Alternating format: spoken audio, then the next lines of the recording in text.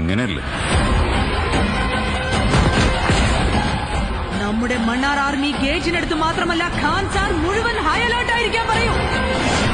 Khan സാറിൽ calculator വെച്ചുള്ള കണക്കുകൂട്ടലുകൾ വില പോവില്ല. ഖാൻ സാർ ചുവന്നെരിയണം. അതുകൊണ്ട് തന്നെയാണ് ഒരു കണക്കുകൂട്ടലിലും പെടാത്ത ഒരുത്തനെയും കൊണ്ടുവന്നത്. എരിയുന്ന കനലുകൊണ്ടായാലും ഇവരുടെയൊക്കെ ചോര കൊണ്ടായാലും അവന്റെ പേര് അറിയാം ബാബ.